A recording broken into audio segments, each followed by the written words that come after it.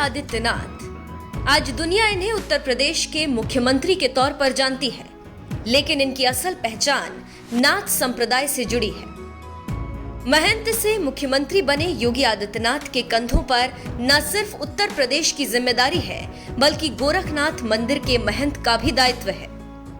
मुख्यमंत्री आवास में एक सन्यासी का जीवन बिताने वाले योगी आदित्यनाथ के लिए देश सेवा ही उनका परम कर्तव्य है और देश की जनता ही उनका परिवार। अपनी हिंदूवादी छवि के चलते योगी देश के अन्य मुख्यमंत्रियों की तुलना में सबसे अलग है।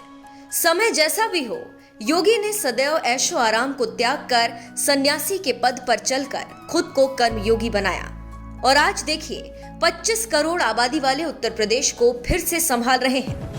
लेकिन क्या आप जानते हैं, योगी आदित्यनाथ जिस नाथ संप्रदाय से जुड़े हुए हैं, उसमें मौजूद संतों की दिनचर्या कैसी होती है? नाथ संप्रदाय के योगियों की तरह क्या योगी आदित्यनाथ भी अपने अंतिम दिनों में धूनी रमाएंगे?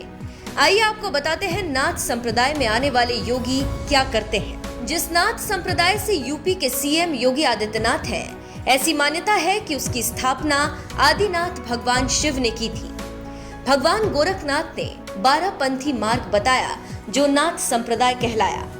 कहा जाता है कि उसी के बाद से इस संप्रदाय को मानने वाले लोग अपने नाम के पीछे नाथ लगाने लगे। इतिहास कहता है कि जब तंत्र मंत्र और यौगिक क्रियाओं पर लोगों का विश्वास कम होने लगा, तांत्रिक अपने कार्यकलापों से बदनाम होने लगे, तो नाथ संप्रदाय का जन्म हुआ। ये लोग मांस शराब का सेवन नहीं करते। इन्हें तांत्रिक का सात्विक रूप भी माना जाता है।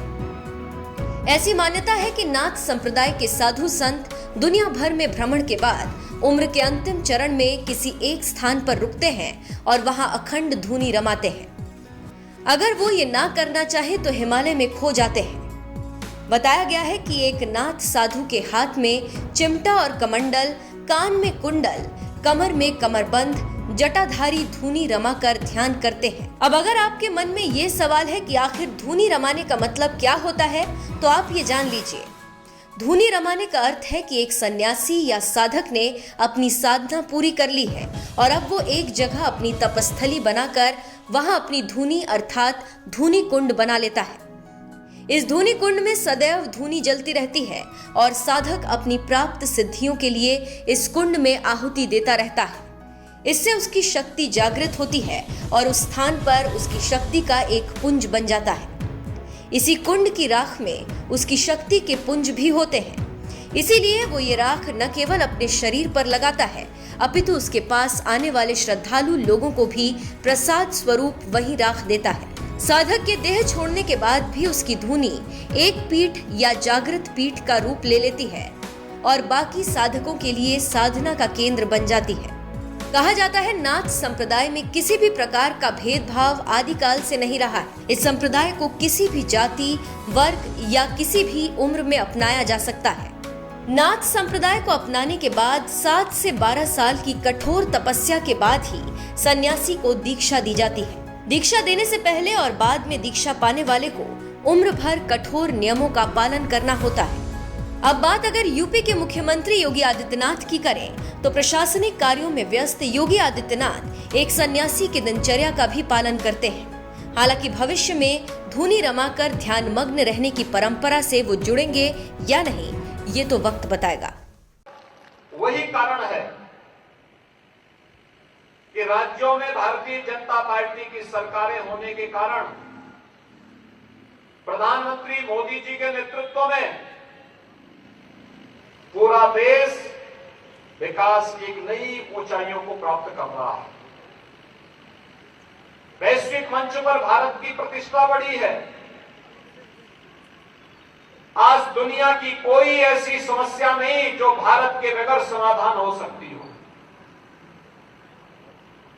आज भारत दुनिया के अंदर पिछड़ों नहीं एक नेतृत्वकर्ता देश के रूप में है। और यही नहीं, जब देश आजादी का अमृत महोत्सव मना रहा है, जिस ब्रिटेन ने 200 वर्षों तक भारत पे शासन किया था, प्रधानमंत्री मोदी जी के नेतृत्व में उस ब्रिटेन को पछाड़ करके भारत दुनिया की 5वीं अर्थव्यवस्था बन चुका है। ये भारत की नई ताकत की कहानी कहता है। भाइयों बहनों, एक तरफ वैश्विक मंच पर बढ़ती हुई भारत की ताकत और भारत की प्रतिष्ठा, और दूसरी तरफ सुदृढ़ होती हुई सीमाओं की सुरक्षा के लिए भारत के जवानों और सरकार के द्वारा किए गए प्रयास के परिणाम आज हम सबके सामने आ रहे हैं। पहले दुश्मन देश भारत की सीमा के अंदर घुस करके भारी नुकसान नागरिकों को पहुंचाते थे, सुरक्षा में सेंध लगाते थे। आज किसी की हिम्मत नहीं कि भारत की सीमाओं का अतिक्रमण कर सके, क्योंकि उसे मालूम है कि अगर उसने सीमाओं का अतिक्रमण किया तो हिमाचल प्रदेश के वीर बांकुरे दुश्मन की छाती में दाल मुंगने का काम करेंगे और उसकी सीमाओं के अंदर घुस करके ही कोई सर्जिकल स्ट्राइक और कोई एयर स्ट्राइक करके दुश्मन के छक्के छुड़ाने का काम भी करेंगे। भाइयों बहनों, ये नया भारत है जो बिना रुके, बिना डिगे, बिना झुके अपनी विकास की यात्रा को अभी आगे बढ़ाता है। अपने नागरिकों के लोक कल्याणकारी कार्यक्रमों को आगे बढ़ाता है। उनके उत्थान के लिए नई नई योजनाएं भी लेके आता है। लेकिन दुश्मन को दो हाथ करने की क्षमता रख करके उसके घर में जाकर के मारने की ताकत भी रखता है। और भाइयों बहनों, इस नए भारत में यशस्वी प्रधानमंत्री नरेंद्र मोदी जी के नेतृत्व में भारत तेजी के साथ दुनिया की एक बड़ी अर्थव्यवस्था के रूप में उभर रहा है। आजादी के अमृत महोत्सव के मुख्य महोत्सव में प्रधानमंत्री मोदी जी ने देशवासियों को संबोधित करते हुए कहा था, पंच प्रण की बात कही थी। ये पंच प्रण भाइयों बहनों विकसित भारत के निर्माण को लेकर के,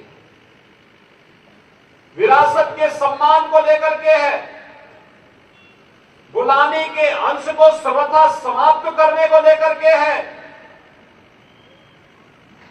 राष्ट्रीय एकता और एकीकरण को लेकर के है, और हर नागरिक देश और समाज के प्रति अपने कर्तव्यों का बोध भी उसको हो सके, इन सब बातों को लेकर के है।